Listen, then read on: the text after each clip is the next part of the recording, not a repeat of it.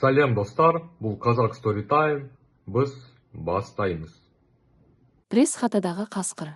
Ауғанстан ардагерінің кегі. бір бөлім. Криминалдық драма, психологиялық триллер, экшен. Автордың сөзі. Пресс-хата бұл сөздің өзі түрме әлемінде кез келген адамның жүрегіне үрей ұялата. Бұл қарапайым камера емес. Бұл адамның рухын, жігерін және тәнін сындыруға арналған жабық қасапхана. Ол жерге түскен адам не мойындау қағазына қол қойып, бар мал мүлкінен айырылып, сынған мүгедек болып шығады, не мүлдем шықпайды. Түрме әкімшілігі мен криминалдық авторитеттер бұл бөлмеге ең қанішер, еш нәрседен тайынбайтын 7 торпеданы, жендеттерді жинап қойған.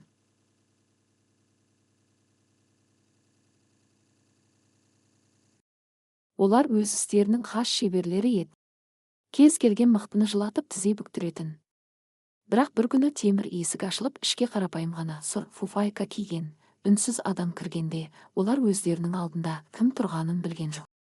Олар алдарындағы адамның қан мен терге малшынған Ауғанстан соғысының ардагері, өліммен талай рет бетпе-бет келген ГРУ-дың элиталық барлаушысы екенін сезбеді де.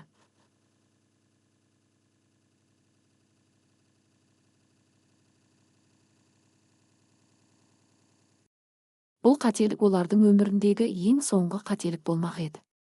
Бір тарау, қан иісі шыққан қабырғалар және 7 жендет.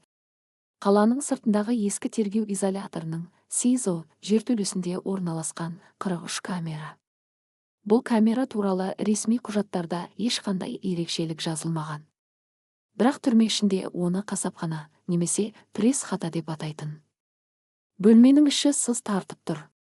Қабырғалардағы көкшіл бояулар сылынып түскен, ал едендегі цементте жуылса да кетпейтін күңгірт тақтар бұрынғы құрбандардың қан іздері жатыр.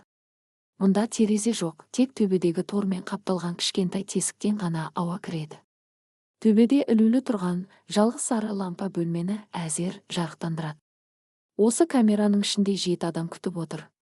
Олардың әрқайсысы осы түрмедегі ең қатыгез, адам аяуды білмейтін қылмыскерлер болатын. Олар түрме бастығының жасырын бұйрықтарын орындап, қыңыр кәсіпкерлерді, қызметкерлерді, немесе мойындағысы келмеген күдіктілерді ұрып-соғып, азаптап, қағазға қол қойдыратын арнайы топ еді. Бұрыштағы 2 қабатты темір төсекте, шконкада топтың басшысы қасапшы лақабатымен танымал тайлақ жатыр. Ол 2 метрдей бойы бар, денесі түгелдей түрме татуировкаларына толған, бетінде үлкен тыртығы бар, дәу. Оның қасында пышақпен жақсы жұмыс істейтін кескіш лақапты Артур, бұрынғы боксшы Руслан және тағы 4 бұзақ отыр. Олар темекілерін бұрқыратып карта ойнап кезектегі қонақты күтіп отырған. Бүгін таңертең түрме әкімшілігінің жедел уәкілі тайлаққа жасырын түрде хабарлама берген еді. Бүгін кешке бір кәсіпкерді әкелеміз. Аты Асқар, құрылыс фирмасы бар екен. Мойындау қағазы мен фирманы біздің адамдардың атына аудару құжаттарына қол қою керек. Шамалы қыңырлығы бар көрінеді. Не істесеңдер де өздерің біліңдер, бірақ таңға дейін қағаздарда оның қаны мен қолы тұруы тиіс. Тайлақ картасын үстелге тастап кеңкілдей күлді. Жігіттер, бүгін бізде коммерсант. Тағы бір байғұс қалталы шал келеді екен. Қанша уақыт бересіңдер? Меніңше, Артур оның құлағын сәл кескен кезде ақшылап, бәріне қол қояды. Артур қолындағы темір қасықтан қайралып жасалған ұзын супинаторды, заточканы, саусақтарымен айналдырып. Мен оны алдымен 10 минут қорқытайын, сосын Руслан ішінен 1-2 рет ұрсын. Бұндай байшыкештер ауырсынуға шыдамайды. Жарты сағатта жұмысты бітіріп, тыныш ұйықтаймыз, деді мысқылдап. Қалғандары да жамырай күліп қолдарын уқалады. Олар үшін адамды азаптау кәдімгі жұмыс, тіпті көңіл көтерудің бір түріне айналған еді. Олар бұл бөлмеде өздерін құдайдай сезінетін, өйткені мұнда оларға қарсы тұра алатын ешкім болған емес. 2 тарау. Темір есіктің арғы жағындағы үнсіздік. Сағат түнгі 11. Дәлізде ауыр етіктердің дыбысы естілді. 2 күзетші біреуді сүйретіп келе жатқандай болды. 43 камераның ауыр темір есігінің құлыпы сықырлап ашылды. Кірішке, коммерсант, деді күзетшілердің бірі дөрекі дауыспен, ішке бір адамды итеріп жіберіп. Таңға дейін ойлан. Ойланбасаң, мына жігіттер саған ойлануға көмектеседі. Есік тарс жабылып, құлып 2 рет бұралды. Бөлменің ортасында сұр фуфайка киген, жасы 45-тер шамасындағы ер адам қалды. Оның аты Асқар еді. Ол бойшаң емес, сырттай қарағанда ешқандай қауіп төндіріп тұрған жоқ. Оның шашын бурыл шалған, жүзі шаршаңқы, ал үстіндегі киімі сәл мыжылған болатын.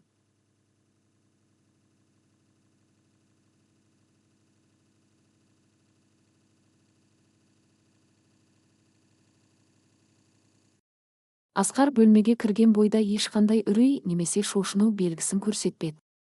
Ол бір орында тапжылмай тұрып, бөлменің ішін баяу шолып шықты. Оның көздері камерадағы әрбір адамның орналасуын, олардың қолдарындағы жасырын қаруларын, бөлменің бұрыштегі шамды. Бұл қарапайым кәсіпкердің көзқарасы емес еді. Бұл жау қоршауына түскен кезде қорқынышты емес, тактикалық анализді іске қосатын кәсіби барлаушының көзқарасы болатын. Тайлақ төсегінен баяу көтеріліп, Асқарға жоғарыдан төніп қарады. О, міне, біздің қонағымыз да келді. Қош келдің, көкесі, қасапханаға. Менің атым Тайлақ, мыналар менің жігіттерім. Саған айтқан шығар, сенің мына үстелдегі құжаттарға қол қоюдан басқа амалың жоқ. Егер жақсылықпен қойсаң, бір шыны шай береміз де, таңға дейін ұйықтайсың. Ал егер қыңырлық танытсаң, Тайлақ үлкен жұдырығын алақанына ұрып, жаман күлді. Онда біз сенің мына сүйектеріңді жежеге бұзып тастаймыз. Сосын бәрібір қол қоясың, бірақ мүгедек болып. Түсіндің бе? Асқар үндемеді. Ол Тайлаққа емес, оның артында пышақ ойнатып тұрған Артурға қарап тұрды. Оның миында өткен өмірінің бір бөлшегі, көптен бері жабық жатқан есіктері ашылып жатты. Асқар қарапайым кәсіпкер емес еді. Иә, ол соңғы 15 жыл бойы бейбіт өмірде құрылыс фирмасын басқарып, тыныш өмір сүрді. Оны бәсекелестері парақор шенеуніктер арқылы жалған айыппен рейдерлік басып алу, түрмеге жаптырған болатын. Олар Асқардың іс қағазын бетінен ғана оқыған. Бірақ егер олар оның құпия мұрағатындағы досьесіндегі қызыл мөр басылған парақтарды оқыған болса, олар бұл адамды ешқашан бұл камераға жаппас еді. 1986 жыл. Ауғанстан, Пәншер шатқалы.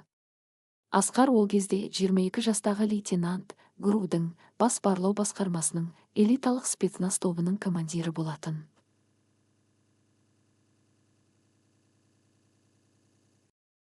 Ол және оның тобы маджахеттердің қоршауында, оқ пен оттың ортасында талай рет аман қалған. Ол пышақпен жекпе-жекке шығу, жалаң қолмен жаудың мойнын бұрау, қорқынышты сезінбеу сияқты өлім өнерін жетік меңгерген. Оның көз алдында достары жарылған, ол өз қолымен дұшпандардың тамағын орған.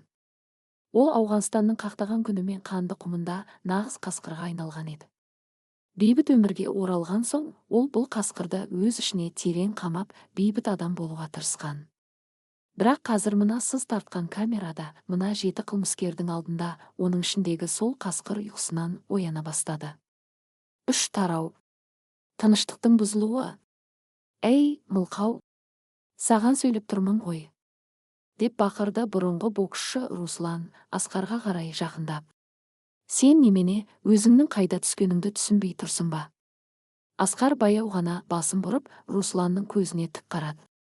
Оның көзқарасы соншалықты бос, соншалықты суық еді, Руслан бір сәтке тосылып қалды. Бұл үрейленген кәсіпкердің көзі емес еді. Бұл өліктің немесе өлімнің өзінің көзіне ұқсайтын. Қағаздарды бер, деді Асқар алғаш рет тіл қатып. Оның даусы өте бәсең, қарлыққан, бірақ қатты естілді. Тайлақ жеңіспен жымиды. Міне, дұрыс. Ақылды адам екенсің. Әкеліңдер қағаз бен ручканы. Артур үстелден құжаттарды алып Асқардың алдына тастады. Асқар құжаттарға қараған жоқ. Ол жай ғана ручканы қолына алып, оны саусақтарының арасында айналдырып көрді. Ручканың ұшы темір еді. Қол қоймайсың ба? Не күтіп тұрсың? Деді Тайлақ шыдамсызданып. Мен сендерге бір нәрсе айтайын, деді Асқар, даусын сәл көтеріп, бірақ әлі де сабырлы қалпында. Мен бұл өмірде адамдардың нағыз азабын, нағыз тозақты көргенмін. Мен тау шатқалында жарылған ішек қарынын қолымен ұстап жатып, анасын шақырған жігіттерді көрдім. Мен тамағы кесіліп жатқанда да көзінен жас шықпаған еркектерді көрдім. Ал сендер жай ғана қорқақ итсіңдер. 4 қабырғаға қамалып алып, әлсіздерді ұрып, өздеріңді мықты сезінесіңдер. Бөлмеде өлі тыныштық орнады. 7 қылмыскер не естігендеріне сене алар емес. Бұл камерада ешкім оларға бұлай сөйлемеген. Олардың ашуы қайнап, көздері шарасынан шықты. Сен кәрі ит. Сенің тіліңді жұлып аламын. Деп бақырды Руслан. Ол жұдырығын түйіп, Асқардың бетіне бар күшімен ауыр соққы жұмсады. Руслан кәсіби боксшы болғандықтан бұл соққы кез келген адамды нокаутқа түсіріп, жағын сындыратын еді. Бірақ соққы нысанаға тиген жоқ. 4 тарау. Адреналин және тактикалық басымдық. Асқар орнынан қозғалған жоқ, ол тек басын сәл ғана миллиметрлік дәлдікпен солға бұрды. Русланның жұдырығы оның құлағының тұсынан ысқырып өтті. Бұл қатардағы төбелес қордың реакциясы емес еді. Бұл бұлшықет жадында сақталған, өліммен 1000 рет бетпе-бет келген жауынгердің рефлексі болатын. Руслан соққысы далаға кеткеніне таңғалып, тепе-теңдігін жоғалтқан сол 1 секундтық сәтте Асқардың оң қолы найзағайдай жарқ етті.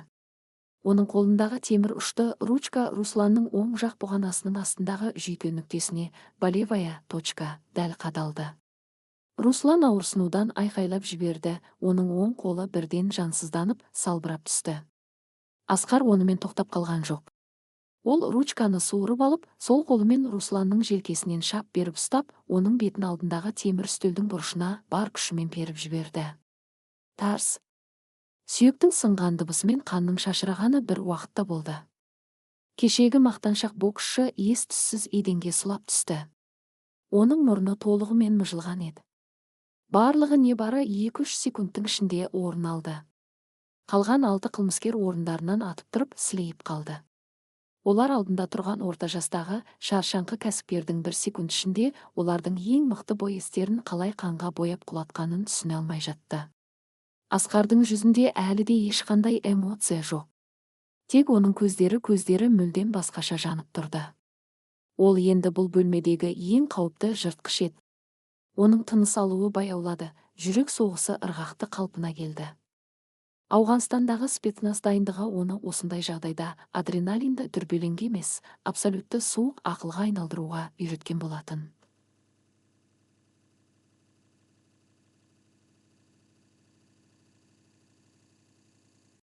Біреуі кетті, деді Асқар тыныш дауыспен, қолындағы қан болған ручканы жерге тастап.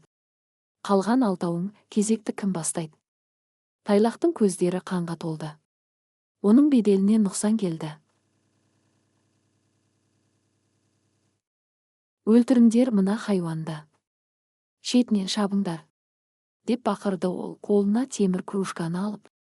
Артур қолындағы ұзын заточкасын алға созып, екі жандағы серіктерімен бірге Асқарға қарай ұмтылды. Олар Асқарды бұрышқа қамап, пышақпен тесіп тастамақшы болды. Бұл кішкентай жабық бөлмеде қарулы адамдардан қашып құтылу мүмкін емес еді. Бірақ Асқар қашуды ойлаған да жоқ. Ол шабуылға өзі қарсы жүрді. Пресс хатадағы қасқыр, Ауғанстан ардагерінің кегі, 2 бөлім. Криминалдық драма, психологиялық триллер, экшен. Автордың сөзі. Жабық кеңістіктегі төбелес, бұл көшедегі жұдырықтасу емес. Мұнда қашатын жер, тығылатын бұрыш жоқ.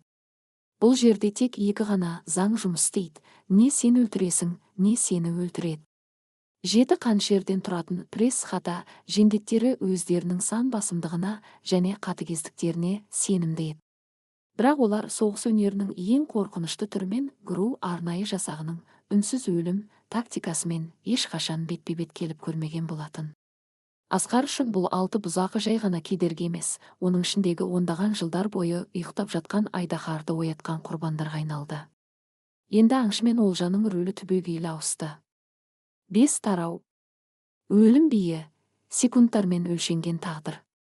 Камераның іші тар, ауасы ауыр. Артур қолындағы 20 сантиметрлік үшкір заточкасын, түрмеде жасалған кескіш, алға созып, Асқардың ішіне қарай ұмтылды. Оның екі жағындағы сыбайластар да Асқардың қолын бұрап алмақ болып, 2 бүйірден шабуылдады. Олардың жоспары қарапайым еді. Біреу қарумен қорықты жаралап жатыр. Бірақ олардың алдында қарапайым адам тұрған жоқ. Артурдың пышағы Асқардың денесіне 5 сантиметр қалғанда, Асқар кенеттен көз ілеспес жылдамдықпен оңға қарай жарты қадам жасады. Пышақ ауаны тіліп өтті. Асқар сол қолымен Артурдың қару ұстаған білегінен шап беріп ұстап, оны өз бойымен алға қарай қатты тартып жіберді. Қылмыскер инерциямен алға ұшып бара жатқанда, Асқар оң қолының шынтағымен Артурдың ашылып қалған иық буынына жойқын соққы жасады. Сырт буынның орнынан шығып, сүйектің сынған дыбысы камераның ішінде анық естілді. Артурдың қолындағы заточка жерге сыңғыр етіп түсті, ал өзі жанұшыра бақырып, тізе бүкті. Бірақ Асқар онымен тоқтаған жоқ. Ол Артурдың денесін тірі қалқан ретінде пайдаланып, оң жақтан шабуылдаған екінші бұзақының үстіне қарай итеріп жіберді. Екінші жігіт құлап бара жатқан Артурға сүрініп тепе-теңдігін жоғалтты. Асқар сол сәтті пайдаланып, оның бауырына, печен, аяғының ұшымен сұмдық күшпен тепті. Бұл соққы адамның тынысын тоқтатып, бүкіл жүйке жүйесін параличке ұшырататын соққы еді. Жігіт ауа қармап, балықша шоршып, еденге құлады да, сілекейі ағып, есінен танды. Үшінші бұзақы осы көріністі көріп абдырап қалды. Ол Асқардың ту сыртынан келіп, оны қылғындырмақшы болып қолдарын соза берген. Асқар артына бұрылмастан, сәл еңкейіп қарсыластың қолынан ұстады да, өзінің жауырыны арқылы оны асыра лақтырды.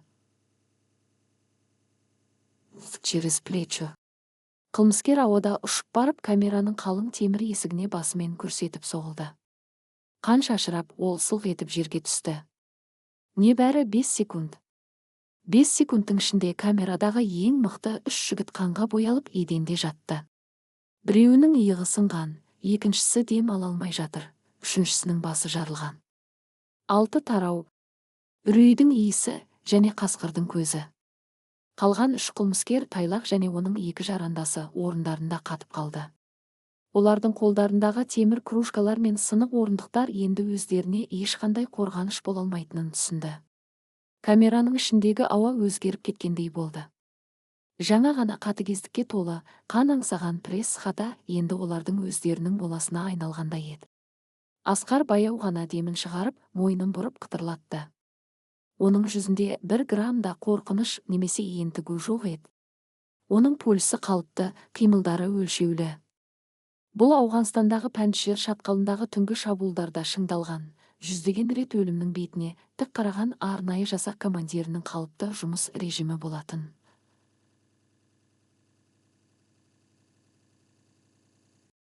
Ол жерде жатқан Артурдың қаруын, темір заточканы аяғымен іліп алып, қолына ұстады. Сендер маған қанның иісі қандай болатынын көрсетпекші едіңдер ғой, деді Асқар, үні мұздай суық, камераның ішіне жаңғырып.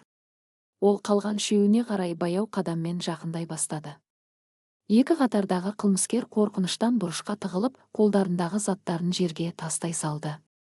Аға, біз білмедік, бізді кешіріңіз деп кекештенді біреуі, пұтына жіберіп қоя жаздап. Бұл тайлақтың бұйрығы. Бізді қинаған сол. Асқар оларға жиіркенішпен қарады. Сендер адам емессіңдер. Сендер биліктің қолындағы лас итсіңдер. Иттерді мен өлтірмеймін, деді ол да, екеуінің де тізелерінен кезек-кезек өте қатты, дәл соққымен теуіп өтті. Екеуі де тізе сүйектері шытырлап сынып, айқайлап жерге құлады. Олар енді ешқашан ешкімді ұра алмайтын мүгедекке айналған еді. Енді камерада аяққа тік тұрған 2 ғана адам қалды. Асқар және топбасы 2 метр. 7 тарау. Қасапшының құлауы, соңғы жекпе-жек. Тайлақтың бүкіл денесі дірілдеп тұрды. Ол өзінің 10 жылдық карьерасында талай мықты спортшыларды, бай кәсіпкерлерді сындырған. Бірақ ол ешқашан мынандай адамды көрмеген. Бұл адамның көзінде жаны жоқ, бұл адамның қимылында қателік жоқ еді. Ол нағыз соғыс машинасы болатын. Бірақ тайлақтың шегінер жері жоқ еді. Егер ол қазір берілсе, түрме әкімшілігі оны опушенный төмендетілген қатарына қосып, басқа камерада өлтіріп тастайтынын білетін. Ол ақырған дауыспен темір төсектің, шконканың жақтауынан жұлып алынған ауыр темір арматураны қолына алды. Мен сені бөлшектеп тастаймын, кәрі ит. Сен кімге тиіскеніңді білмейсің. Бұл менің зонам. деп бақырды Тайлақ. Ол бар күшімен арматураны Асқардың басына қарай сермеді. Бұл соққы егер тисе, адамның бас сүйегін қақ айыратын еді. Бірақ Асқар оны күтіп тұрған. Ол шабуылдан қашқан жоқ, керісінше Тайлақтың өзіне қарай, яғни қарудың өлі аймағына, мертвая зона кіріп кетті. Арматура Асқардың артынан зу етіп өтті.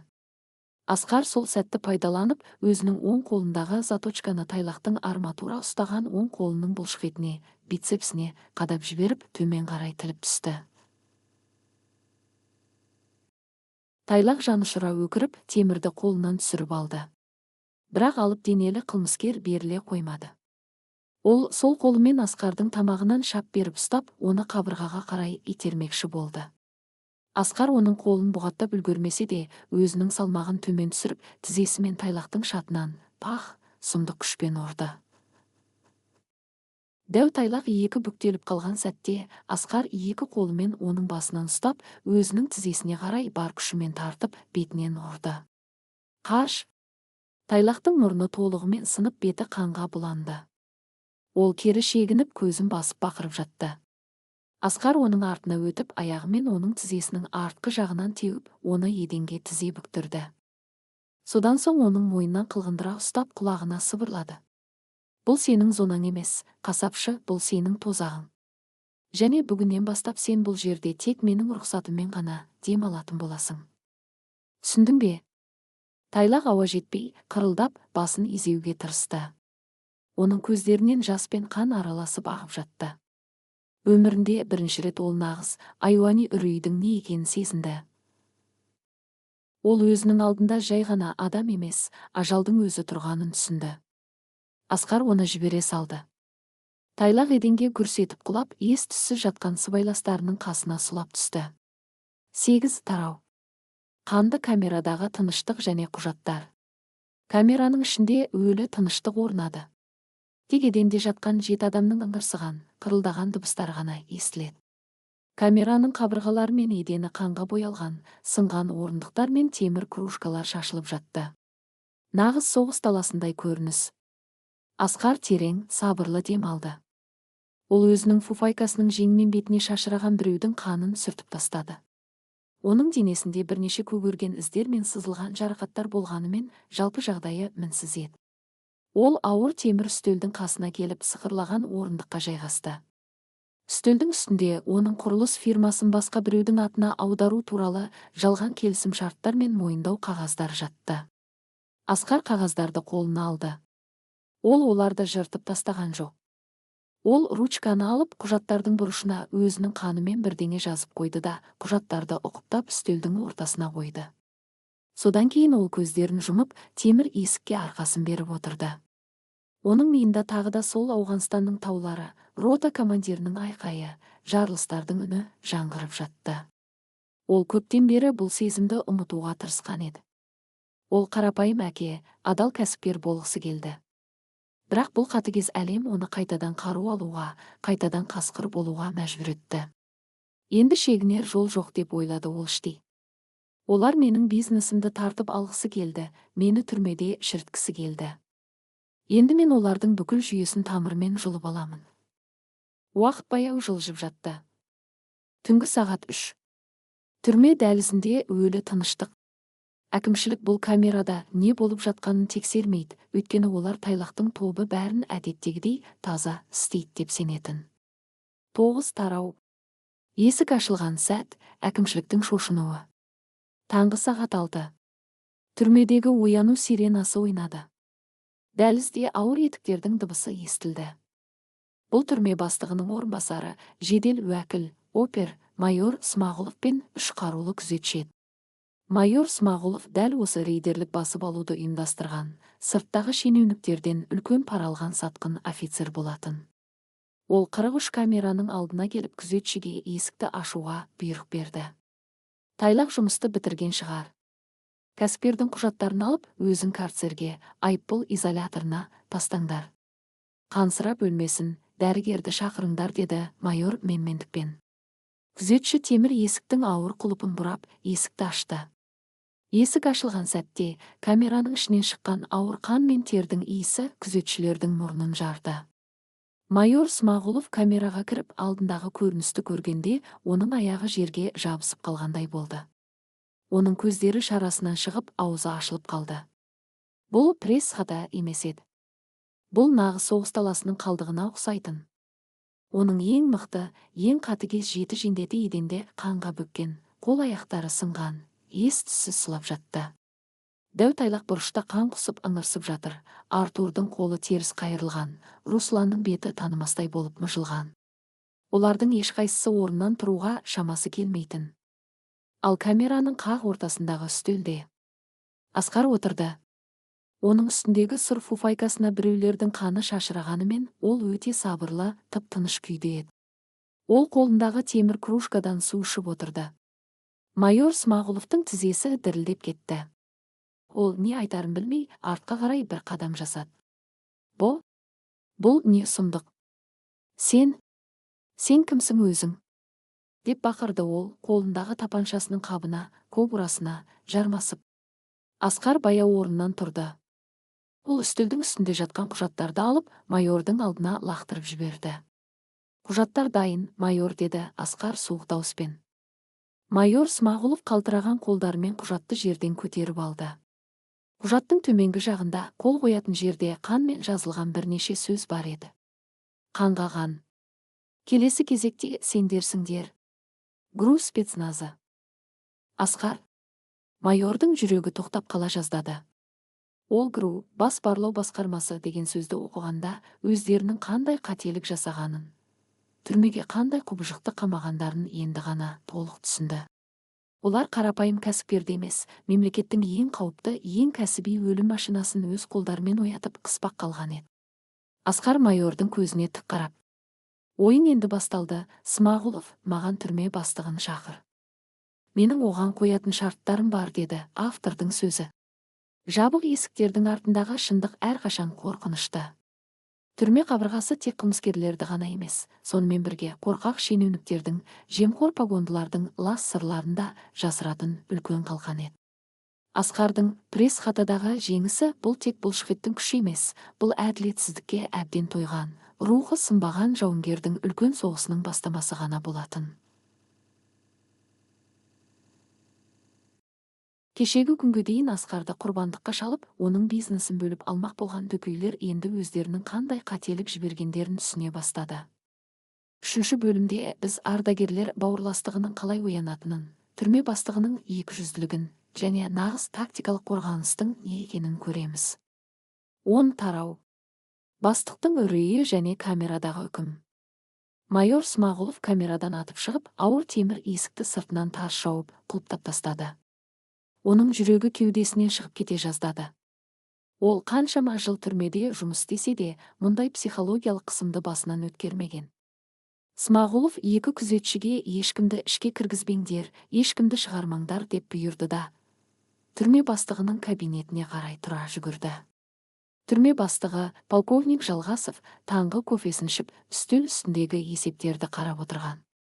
Кабинеттің есігі жұлқа ашылып, ішке ентіккен Смағұлов кіріп келгенде бастық қабағын түйді. Майор, мынауың не? Неге есікті қақпай кіресің? Кәсіпкер қағаздарға қол қойды ма? Деді полковник жақтырмай. Смағұлов кофе үстеліне сүйеніп зорға демалды. Жолдас полковник, біз үлкен қателік жасадық. Ол коммерсант емес. Ол ГРУ-дің бас барлау басқармасы, бұрынғы арнайы жасақ командир екен. Ауғанстан ардагері. Жалғасовтың қолындағы шынаяғы сыңғыр етіп тәрелеге түсті. Сен не оттап тұрсың? Оның іс қағазында, досьесінде тек құрылыс фирмасының директоры деп жазылған жоқ па еді? Олар оның өткен өмірін жасырған. Жолдас полковник, ол жалғыз өзі тайлақтың бүкіл тобын қанға бөктірді. 7 адам қазір камерада ес-түссіз жатыр. 2-інің аяғы сынған, 1-інің иығы шыққан. Ол ешқандай қағазға қол қойған жоқ. Ол сізді шақыртып жатыр. Шарттарым бар, дейді. Полковник Жалғасовтың беті қуарып кетті. Ол осы рейдерлік басып алуды ұйымдастырған қаладағы ең ықпалды шенеунік, қала әкімінің орынбасары Бауыржаннан үлкен ақша алған болатын. Егер бұл іс насырға шапса, Жалғасовтың өзі де темір тордың арғы жағынан бір-ақ шығатын еді. Масқара, деп күрсінді полковник. Ол сейфінен өзінің қызметтік тапаншасын алып белдігіне тақты. Жүр, көрейік сол Рэмбоның кім екенін. Олар 43 камераның алдына келгенде, Жалғасов күзетшілерге есікті ашуды бұйырды. Есік ашылғанда түрме бастығы да іштегі көріністен шошып кетті. Асқар әлі де сол үстелдің басында еш нәрсе болмағандай отыр еді. Асқар, деді Жалғасов даусын қатайтуға тырысып. Сен не істегеніңді білесің бе? Сен түрмедегі адамдарды өлтіре жаздадың. Бұл үшін сенің мерзіміңе тағы 10 жыл қосылады. Асқар оған баяу бұрылып қарады. 10 жыл. Асқар мысқылдап күлді. Бұл күлкі Жалғасовтың сүйегінен өтіп кетті. Полковник, сен маған мерзім қосатын жағдайда емессің. Менің фирмамды тартып алу үшін саған қанша төледі? 50 000 доллар ма?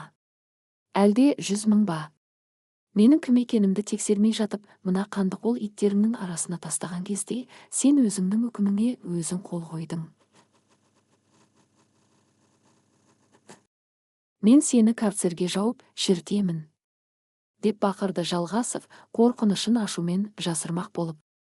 Сен ештеңе істей алмайсың, деді Асқар нық дауыспен. Егер 1 сағаттың ішінде менің камерама қала прокуроры мен ұлттық қауіпсіздік комитеті тергеушісі келмесе, менің жігіттерім бұл түрменің сыртын қоршауға алады. Сен менің жалғыз емес екенімді ұмыттың, полковник. Менің артымда ауғанның отын бірге кешкен, қазір жоғары билікте отырған бауырларым бар. Сенің лас істеріңнің бәрі жазылған папка қазір солардың қолында. Менің бір ғана қоңырауым жетіспей тұр. Жалғасов пен Смағұлов бір-біріне үрейлене қарады. Асқар оларды психологиялық тұрғыдан толықтай басып тастаған еді. 11 тарау. Жемқорлардың жанталасы және олигархтың бұйрығы. Жалғасов кабинетіне қайтып оралып, қалтыраған қолдармен қала әкімінің орынбасары Бауыржанға қоңырау шалды. Бауыржан сырттай сыпайы, еуропалық үлгіде киінетін, бірақ іштей қатыгез, ақша үшін бәріне дайын дүкей болатын.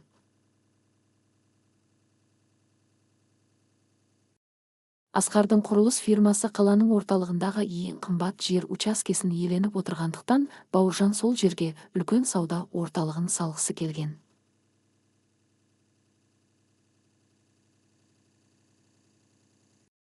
Ол Асқарға жалған айып тағып, түрмеге жаптырған дәл осы Бауыржан еді. Алло, Баки, деді Жалғасов терлеп тепшіп. Бізде үлкен проблема бар. Ол кәсіпкер. Ол груз спецназының бұрынғы командирі болып шықты. Ол камерадағы 7 адамды жалғыз өзі сындырып тастады. Оның қолында бізге қарсы компромат бар көрінеді. Ол прокурорды талап етіп жатыр. Егер ол сөйлесе, бәріміз құрдымға кетеміз. Телефонның арғы жағында біраз үнсіздік орнады. Содан кейін Бауыржанның мұздай суық даусы естілді. Ақымақтар, сендер бір адамды қорқыта алмадыңдар ма? Тыңда мені, Жалғасов, егер ол прокурорға жетсе, мен сенің де, Смағұловтың да басын жұлып аламын. Түрме ішіндегі бунт, көтеріліс дегенді естуің бар ма? Иә, бірақ. Ешқандай бірақ жоқ. Дәл қазір түрменің арнайы жасағын, осын, сол камераға кіргіз. Тұтқын агрессия көрсетіп қарулы қарсылық білдірді, қашуға тырысты деп рапорт жазасыңдар. Оны сол камераның ішінде атып тастаңдар. Өліктер сөйлемейді, Жалғасов, жұмысты таза істеңдер. Деді де Бауыржан тұтқаны қоя салды. Жалғасов ауыр күрсінді. Оның басқа таңдауы жоқ еді. Ол Смағұловты шақырып алып бұйрық берді. Дабыл қақ. Түрменің арнайы жасағын жина. 43 камераға штурм жасаймыз. Асқар тірі қалмау керек. 12 тарау. Ақиқатқа қоңырау және ардагерлердің оянуы. Бұл кезде 43 камераның ішінде Асқар босқа отырған жоқ еді. Майор Смағұлов камераға бірінші рет кіріп шошып тұрған сәтінде, Асқар байқатпай оның қалтасынан ұялы телефонын суырып алған болатын. Қарапайым кәсіпкер үшін бұл мүмкін емес шығар, бірақ кәсіби барлаушы үшін бұл секундтық қана іс еді. Асқар қан сасыған камераның бұрышына барып телефонды қосты. Ол жатқа білетін бір ғана нөмірді терді. Телефон тұтқасын жуан, қарлыққан дауыс көтерді. Иә, тыңдап тұрмын.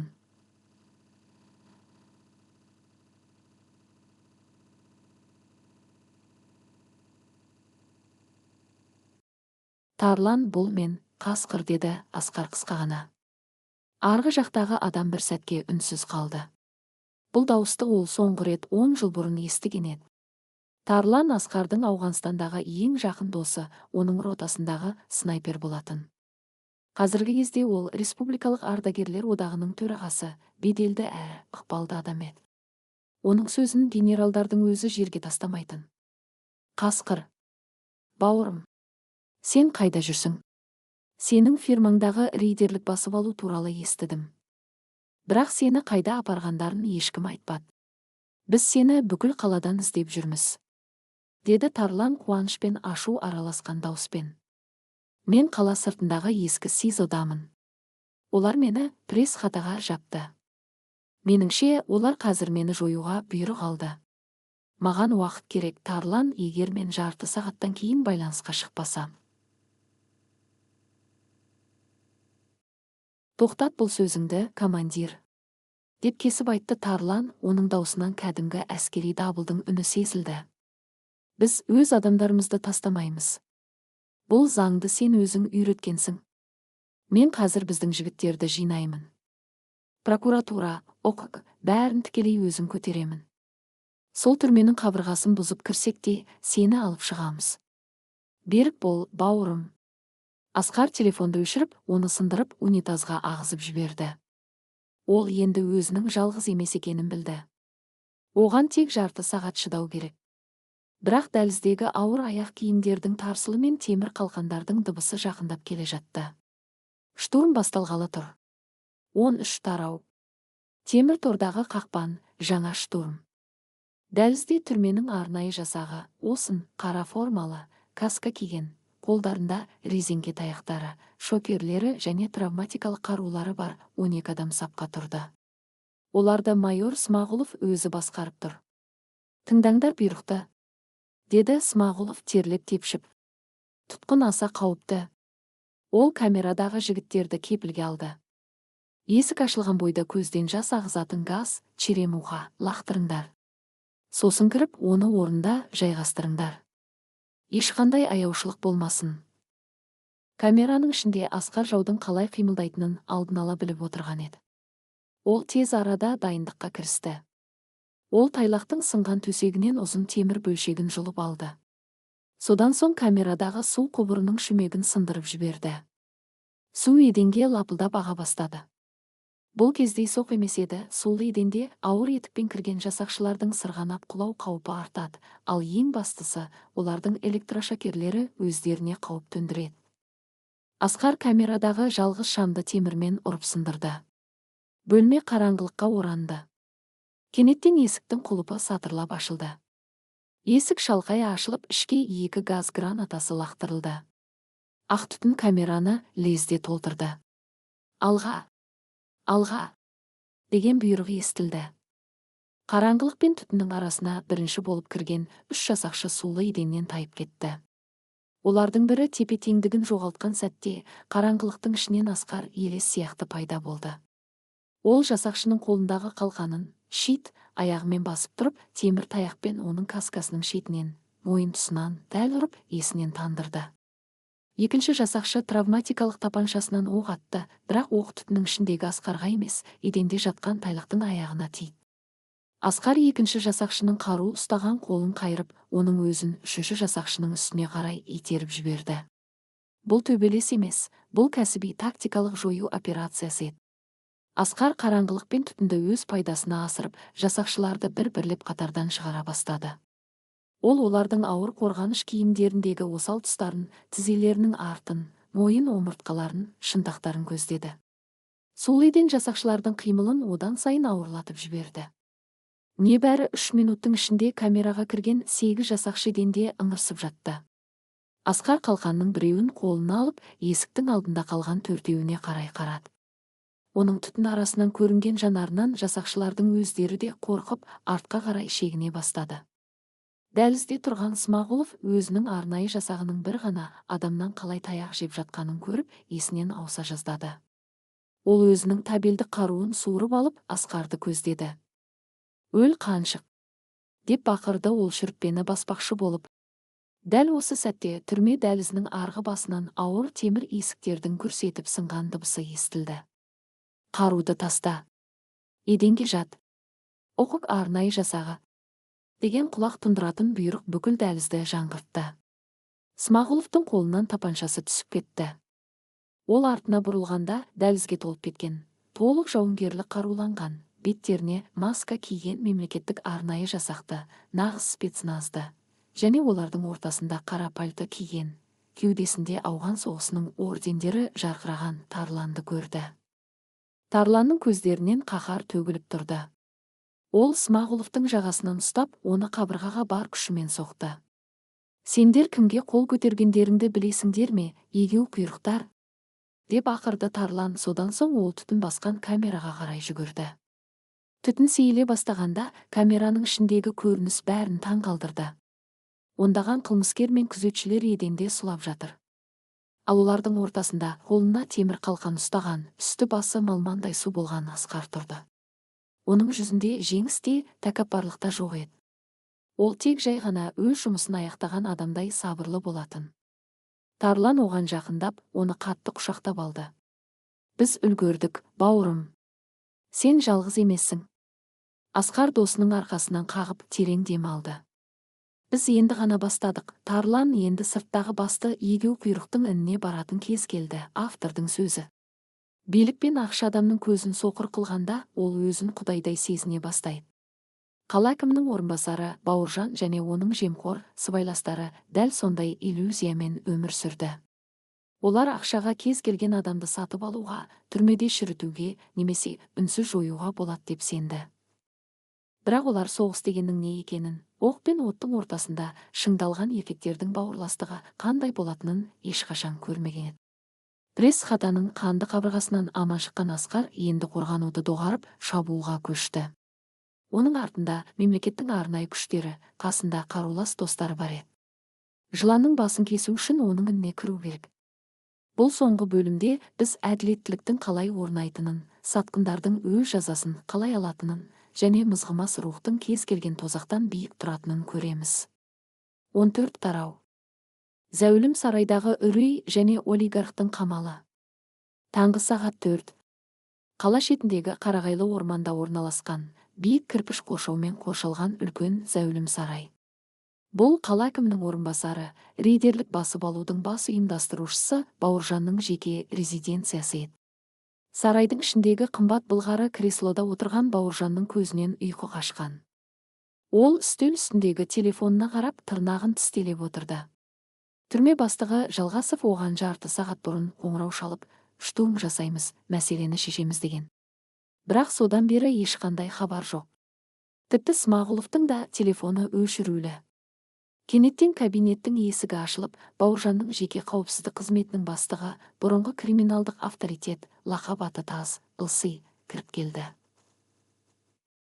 Оның түрі бұзылып кеткен еді. Бауыржан аға, жағдай нашар деді Таз ентігіп. Біздің түрмедегі адамдарымыз байланысқа шықпай жатыр. Менің естуімше, СИЗО-ға ОК-ның ұлттық қауіпсіздік комитеті арнайы жасағы басып кірген көрінеді. Жалғасовты да, Смағұловты да тұтқындап әкетіпті. Ал жаңағы сіздің кәсіпкеріңіз. Ол тірі. Және ол сыртқа шықты. Бауыржанның бетіндегі қан қашып орнынан ұшып тұрды. Қалайша сыртқа шықты? Оны сол жерде өлтіру керек еді ғой. Оның қолында менің фирманы қалай тартып алғым келгені туралы дәлелдер бар. Аға, ол жай коммерсант емес екен. Біздің жігіттер оның іс қағазын қате оқыған, деді Таз, тамағын кенеп. Ол ауған соғысының ардагері, ГРУ-дың бұрынғы офицері дейді. Ол пресс-хатадағы тайлақтың бүкіл тобын жалғыз өзі қанға бөктіріпті. Енді ол бізге қарай келе жатуы мүмкін. Бауыржанның көздері шарасынан шықты. Ол ешқашан мұндай жағдайға түспеген. Оның билігі мен ақшасы қазір оған ешқандай кепілдік бере алмайтын еді. Үйдің күзетін күшейтіңдер, деп бақырды ол сілекейі шашырап. Барлық жігіттерді қаруландыр. Ешкімді ішке кіргізбеңдер. Мен қазір министрліктегі таныстарыма қоңырау шаламын, оларды тоқтату керек. Таз басын изеп сыртқа жүгірді. Сарайдың ауласында 20-ға жуық жалдамалы күзетшілер, бұрынғы қарақшылар мен заңсыз қаруланған күзетшілер автоматтары мен мылтықтарын оқтап позиция ала бастады. Олар бұл жерді нағыз қамалға айналдырды. Бірақ олар сырттағы қараңғылықта өздерін қандай ажал күтіп тұрғанын елестете алмады. 15 тарау. Көлеңкеден келген кек ардагерлердің шабуылы. Сарайдан 200 метрдей жердегі қарағайлы орманның ішінде 3 қара түсті микроавтобус үнсіз келіп тоқтады. Олардың ішінен толық жауынгерлік тактикалық форма киген, беттерін тұмшалаған 20-ға жуық адам түсті. Бұл қарапайым полиция немесе жас сарбаздар емес еді. Бұл Тарлан басқарған Ауғанстанның отын кешкен бұрынғы спецназ ардагерлері және оларға ресми қолдау көрсетіп келген ОКП-ның ең таңдаулы оперативті тобы болатын. Олардың ортасында Асқар тұрды. Оның үстіндегі жыртылған түрме киімі ауыстырылған. Ол қара түсті тактикалық форма, кевлар бронежилет киген. Қолында дыбыс өшіргіші, глушитель бар АК-74 автоматы, ал белінде әскери пышағы бар. Оның көздерінен ешқандай аяушылықтың ізі байқалмады. Ол енді құрбан емес, ол қасқыр еді. Тарлан қолындағы планшетке қарап, шабуыл жоспарын соңғы рет пысықтады. Байланысты сөндірдік, глушилка қосылды. Бауыржан сыртқа ешқандай қоңырау шала алмайды деді Тарлан сыбырлап. Периметрде 18 күзетші бар. Камералар көп. Асқар басын изеді. Камераларды соқыр қылыңдар. Күзетшілерді қан төкпей, үнсіз сұлатыңдар. Бізге өліктер керек емес, олар жай ғана ақша үшін жүрген иттер. Біздің басты нысанамыз Бауыржан, ол тірідей керек. Тарлан рация арқылы снайперлерге бұйрық берді. Сарайдың айналасындағы 4 бұрышта орнатылған бейне бақылау камералары бір мезетте үнсіз атылған оқтардан быт-шыт болып сынды. Сол секундта сарайдың бүкіл аумағындағы электр жарығы сөніп қалды. Зәулім үй қараңғылыққа қамалды. Күзетшілер дүрбелеңге түсіп қолдарындағы шамдарын, фонариктерін қосып жан-жаққа жүгіре бастады. Бірақ қараңғылық Асқар мен оның тобының туған үйінде еді. Олар түнгі көру құралдарын ПМФ киіп аулаға сырғып кірді. Аулада нағыз тактикалық үнсіз аңшылық басталды. Күзетшілердің бірі бұтаның артына жарық түсіргенде, қараңғылықтан біреу оның тамағынан қылғындырып, есінен тандырып құлатты. Екіншісі рациямен хабарласпақ болғанда, оның қолындағы қаруы қағылып түсіп, басына тиген ауыр соққыдан сұлап түсті. Ардагерлердің қимылдарында бірде-бір артық дыбыс, бірде-бір қателік болған жоқ. 15 минуттың ішінде ауладағы барлық күзетшілер байланып, ауыздары скотчпен жабылып, шөптің үстінде жатты. Ешқандай оқ атылған жоқ, ешқандай қан төгілмеді. Енді кезек сарайдың ішіне келді. 16 тарау. Қанды дәліздер, жарық пен түтін. Бауыржанның жеке күзет бастығы тас есіктің алдында автомат ұстаған 2 адаммен бірге тосып тұрған еді. Олар даладағы тыныштықтың жақсылыққа апармайтынын түсінді. Олар есікті бұзады. Дайындалыңдар, деп бақырды тас. Бірақ шабуыл есіктен басталған жоқ. Сарайдың бірінші қабатындағы үлкен шыны терезелер бірдей уақытта жарылып сынып, ішке 3 жарық шу гранатасы, светошумовая граната ұшып кірді. Гүрс, гүрс, гүрс. Көз қарықтырар жарық пен құлақ тұндыратын жарылыс бөлмедегі күзетшілерді есеңгіретіп тастады. Таз көзін басып, құлағың шыңылдағаннан еденге құлап түсті. Сынған терезелерден ішке қара маска киген сарбаздар кіріп келді. Асқар алдында жүрді.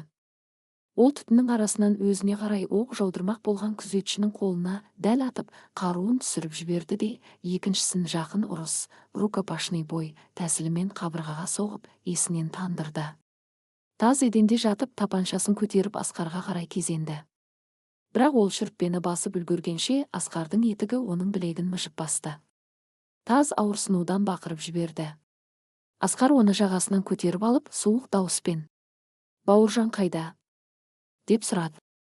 «Екінші қабатта. Қауіпсіз бөлмеде, бункерде», деді Таз, қорқыныштан тісі-тісіне тимей. Ол алдындағы адамның көзінен нағыз өлімді көрген еді. Асқар оны еденге лақтырып, Тарланға бас изетте, баспалдақпен жоғары қарай ұмтылды. 17 тарау. Жыланның басын кесу, олигархтың соңғы сөзі. Екінші қабаттағы дәліздің соңында үлкен темірден құйылған ауыр есік тұрды. Бұл Бауыржанның кез келген шабуылдан қорғанатын бункері, пәнік рөң болатын. Ол іште тығылып, қолына тапанша ұстап дірілдеп отырды. Оның бүкіл қамалы небәрі 20 минуттың ішінде құлағанына ол сене алар емес еді. Есіктің сыртынан Асқардың қадамдары естілді. Бауыржан, есікті аш.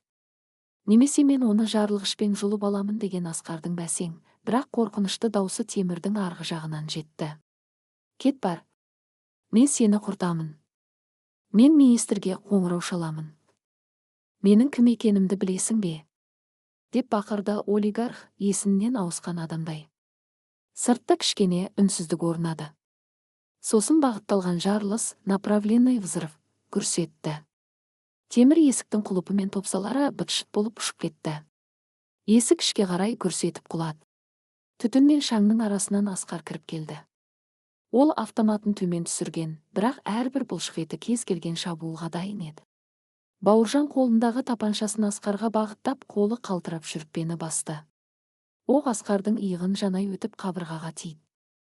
Асқар көзінде ілген жоқ. Ол бір ғана секіріп Бауыржанның қасына жетті де, оның қолындағы қаруын қағып түсіріп, олигархтың өзін үстелдің үстіне бар күшімен лақтырып жіберді. Бауыржан аузынан қан аралас сілегей ағып шалқасынан жатты. Асқар оның кеудесінен тізесімен басып тұрып, оның көзіне тік қарады. Сендер өздеріңді бұл өмірдің қожайынымыз деп ойлайсыңдар, иә, деді Асқар, оның даусында мыңдаған сағаттық азап пен кектің салмағы бар еді. Сендер адамдардың тағдырын қағазға қол қойдырып шешеміз деп ойлайсыңдар.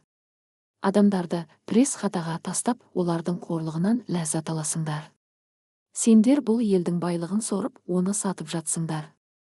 Ал біз осы елдің әрбір тасы үшін, әрбір азамат үшін қан төктік. Біз тауларда үсіп өлдік, біз досымыздың бөлшектенген денесін қолымызбен жинадық. Сен сияқты егеу құйрықтардың кесірінен менің жігіттерімнің қаны суға ақты ма? Бауыржан жылап жіберді. Оның бүкіл тәкаппарлығы жоқ болды. Асқар, кешір мені. Маған сенің фирмаң керек емес. Ақша керек пе? Мен саған қалағаныңша беремін. $1,000,000. 2 миллион. Есеп шотыңды айт, қазір аударамын. Тек өлтіре көрмеші. Менің балаларым бар. Деп жалынды ол. Асқар оған жиіркенішпен қарады. Ол қалтасынан бірнеше сағат бұрын пресс-хатадағы үстелдің үстінде жатқан жалған келісімшартты шығарды. Қағаздың бұрышында Асқардың қанымен жазылған жазу бар еді. Ол сол қағазды Бауыржанның бетіне лақтырды.